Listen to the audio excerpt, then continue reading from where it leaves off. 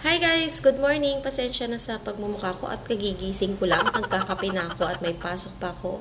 Last day ng duty ko today at pinag-iisipan ko kung saan ko gagamitin yung 2,000 plus na kinita ko sa Facebook. So, maliit lang siya pero madami na siyang mapupuntahan. $39. Pwede na, diba? So, tulad nga ng sabi ko, pwede na kasing mag-withdraw ng $25 pataas kapag PayPal ang gamit mo. So, naisip ko nga, no, dahil matyaga yung dalawang kasama ko sa trabaho.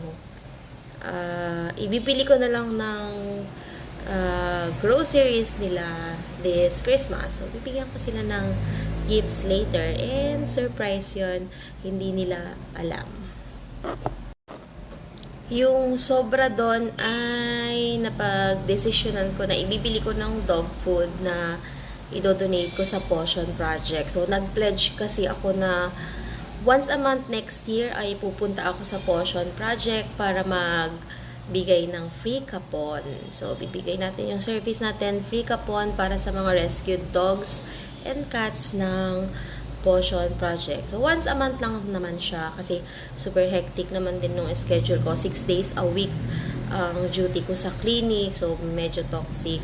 So, isisingit natin siya para naman may ambag tayo sa community. So, yung may mga gustong mag-donate. So, service, yung free, pero yung meds ay ipoprovide ng Potion Project. Baka gusto nyong mag-donate ng mga dog food and cat foods, welcome kayo, kontakin nyo lang ako. So, hindi ko naman mapupunta yan sa mga rescued dogs and cats doon. So, kung gusto nating tumulong, kahit sa maliit na bagay, ay maraming paraan.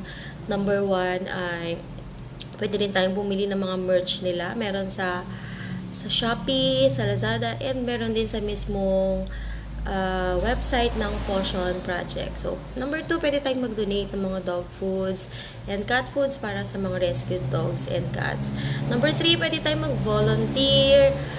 Kung gusto nating sumama, tutulong tayong mag-assist sa surgery, yung mga sanay, yung mga marunong, yung mga pwede. So, kontakin niyo lang ako. So, gagawin natin yan once a month. So, pupunta tayo sa Potion Project to check yung iba pang mga rescued dogs and cats. Sana may mag-donate sa inyo, kontakin niyo lang ako. Yung donation ay hindi naman yan kahit maliit lang, hindi siya pilit. So, volunteer, kung yung bukal lang sa puso natin. So, pwede tayong magbigay kahit konti. Yung bukal lang sa puso. Siyempre. Ayan, magtitimpla nga muna ako ng coffee. Para sa magsisimula ng araw natin. Alam niyo na, bago magsimula ang araw, dapat nakapagkape, di ba? And this is my mug. Sa akong Leo. So, habang nagkakape tayo ay mag-grab na tayo. Mag-order na tayo ng groceries for my staff.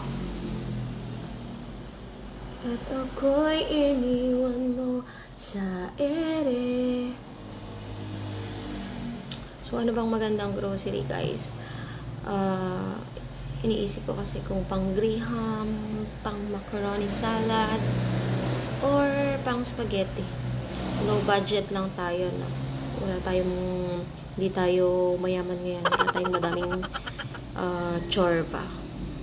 Wala tayong madaming pera. Sana ma-appreciate pa rin kahit hindi mamahalin. So, bibili tayo ng groceries sa GrabMart. Excuse me po.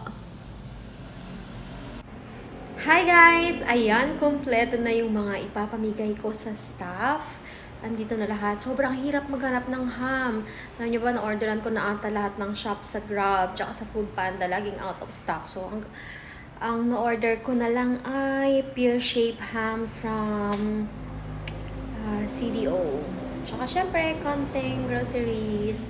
Bibigay na natin sa kanila. Ayan, ito yung set na ibibigay natin sa staff. Isang CDO ham, Christmas ham, and And syempre, spaghetti, konting groceries. Sana matawa sila kahit hindi masyadong, ano ba, hindi masyadong super duper duper mahal. Yan lang ang kinain ng bulsa natin ngayon. Ayan, dadali na natin sa clinic. At dahil wala tayong nabiling eco bag na Christmas, out of stock daw sa Robinsons guys. Ayan, yung mga old eco bag na lang yung ginamit ko. Nakakaloka, recycle muna tayo. Let's go guys, medyo mabigat lang. Medyo mabigat lang. So dito na punta yung sinahod natin sa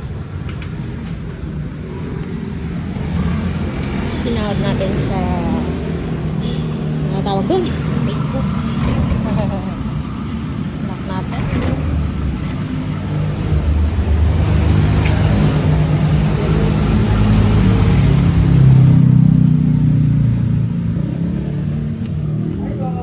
Hello, anong gagawin? Ay, nakalimutan ko mag-brush. Sige, bibili na lang.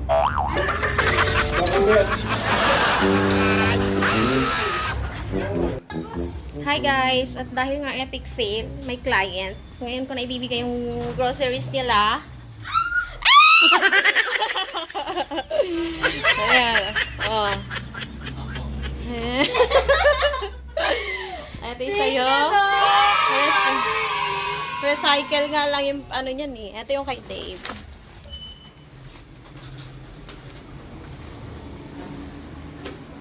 Oh, pati si Harley ah.